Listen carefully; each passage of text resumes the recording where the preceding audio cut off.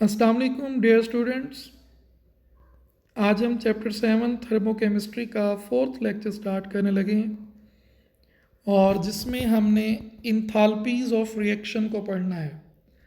Last reaction हमारा enthalpy of reaction था जिसमें हमने प्रूव किया था del H is equal to Q P और हमने प्रूव किया था enthalpy change in enthalpy is actually heat at constant pressure. तो अब से ऑनवर्ड हम इतना ही याद रखेंगे, change in enthalpy is actually the heat of reaction at constant pressure. तो आज हमने इंथाल्पीज ऑफ रिएक्शन को पढ़ना है। What is standard enthalpy of reaction? ये आपकी टेक्स्ट बुक में 6 डेफिनेशंस दी हुई हैं और इनको याद भी हमने एज इट इज ही करना है। मीन्स शॉर्ट क्वेश्चन के तौर पर हमें याद करना है definition with example. For example definition आती है define enthalpy of formation and give example. तो डेफिनेशन बुक में एज इट इज़ दी हुई है, वो याद करनी है हमने और उसकी एग्जाम्पल पढ़नी है हमने। तो हम स्टार्ट करते हैं। Standard enthalpy of reaction is the enthalpy change when certain number of moles of reactants react together to form products under standard conditions. Means हमारे पास कुछ रिएक्टेंट हैं, वो रिएक्ट करते हैं और प्रोडक्ट बनाते हैं स्टैंडर्ड कंडीशंस पर। स्टैंडर्ड कंडीशंस जो हैं वो 25 डिग्री सेंटीग्रेड टेम्परेचर और 1 atm प्रेशर होती हैं। इन कंडीशंस पर जब रिएक्टेंट रिएक्ट करते हैं तो जितनी वो एनर्जी रिलीज करते हैं या जितनी वो एनर्जी एब्जॉर्ब करते हैं उसको हम इंथाल्पी चेंज कहते हैं। वो enthalpy change basically enthalpy of reaction कहलाती है। जैसे मैंने इस लेक्चर के स्टार्ट में कहा है कि enthalpy change means heat. So, depending upon the nature of reaction, there are different types of enthalpies. Types of enthalpies of reaction depending upon the nature of reaction. Means किसी reaction में compound बन रहा है, किसी reaction में compound burn हो रहा है, किसी रिएक्शन में सोल्यूशन बन रहा है। तो रिएक्शन की नेचर डिफरेंट है।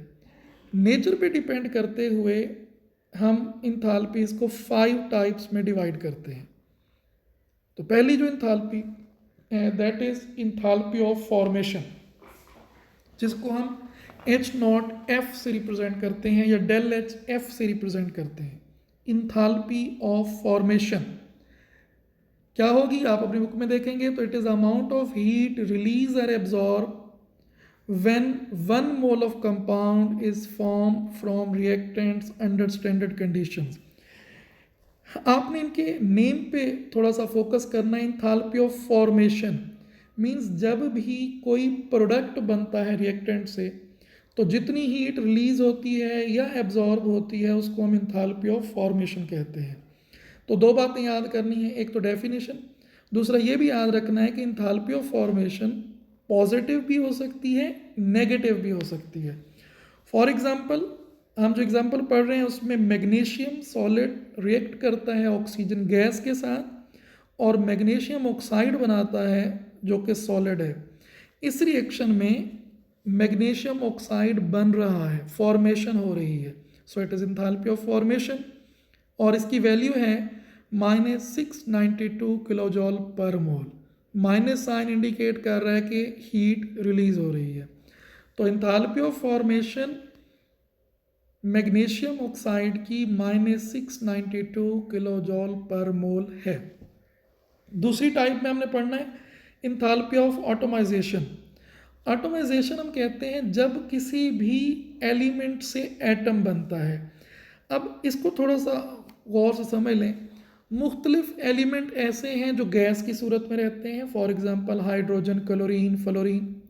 मुख्तलिफ एलिमेंट ऐसे हैं जो सॉलिड क्रिस्टल की सूरत में रहते हैं लाइक सोडियम, पोटाशियम। तो इन एलिमेंट्स से अगर हम एक एटम बनाएं तो उसको हम ऑटोमाइजेशन कहते हैं। ये हमेशा एंडोथर्मिक होती है। तो आप अपनी बुक से डेफिनेशन देखें, amount of heat absorb when 1 mole of gaseous atoms are form from their element is called as enthalpy of atomisation. Element से एटम बनाना, और मैंने आपको बता दिया कि element can be in gaseous form, in molecular form H2N2O2, it can be in the form of crystal like sodium, potassium, carbon.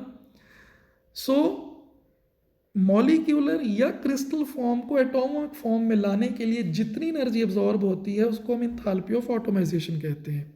For example hydrogen हमने half molecule लिया क्योंकि हाइड्रोजन गैस H2 की सूरत में एग्जिस्ट करता है। अब H2 से एक H बनाया, हाइड्रोजन का एक एटम बनाया, तो इस केस में हमें 218 किलो जॉल पर मोल हीट देनी पड़ी, इसलिए पॉजिटिव साइन है, तो इसको हम इंथैल्पी ऑफ ऑटोमाइजेशन का नाम देंगे। थर्ड नंबर पे है इंथैल्पी ऑफ न्यूट्रलाइजेशन। न्यूट्रलाइजेशन उसका नेम इंडिकेट कर रहा है, it is the reaction between acid and base to form salt and water. तो न्यूट्रलाइजेशन में हम स्ट्रॉन्ग एसिड और स्ट्रॉन्ग बेस का रिएक्शन पढ़ते हैं जिसमें साल्ट और वाटर बनता है। तो डेफिनेशन लिखेंगे हम, amount of heat release when 1 mole of acid react with 1 mole of base to form 1 mole of salt and water is called as enthalpy of neutralization। अब इसमें थोड़ा सा गौर से फोकस से समझ लें, जब एसिड रिएक्ट करता है तो बेसिकली एसिड नहीं रिएक्ट करता, उसका प्रोटॉन आता है। जब बेस रिएक्ट करता है तो बेस का भी बेस नहीं रिएक्ट करता, वो OH आता है। तो HCl प्लस NaOH ये दोनों रिएक्ट करेंगे, इससे वाटर बनेगा प्लस सोडियम आयन बनेगा प्लस क्लोराइड आयन बनेगा। तो ये बुक से ज़रा रिएक्शन देख लीजिएगा, यहाँ पे NaCl NaOH लिखना था, NaCl लिखा गया। तो HCl प्लस NaOH, HCl से H आएगा, NaOH से OH आएगा, H और OH मिलकर H2O बना देंगे।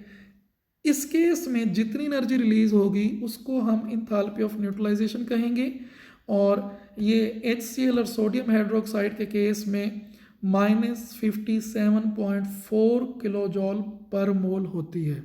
यहाँ पर आपकी बुक में एक और भी बात मेंशन की हुई है, अगर आप इंथैल्पी ऑफ न्यूट्रलाइजेशन को देखेंगे तो वहाँ पर मेंशन किया हुआ है enthalpy of neutralisation in case of all strong acid and bases is constant and it is -57.4 kilo joule per mole. यानी कोई भी स्ट्रॉन्ग एसिड लें, कोई भी स्ट्रॉन्ग बेस लें, तो उसमें इंथैल्पी ऑफ न्यूट्रलाइजेशन सेम होती है। उसका आंसर मैं पहले बता चुका हूँ कि जब एसिड और बेस रिएक्ट करते हैं तो बेसिकली एसिड में से हाइड्रोजन और बेस में से OH रिएक्ट करके वाटर बनाते हैं। तो मैं एक लाइन बोल रहा हूँ, गौर से सुन लें, enthalpy of neutralisation in case of strong acid and strong base is just the enthalpy of formation of water.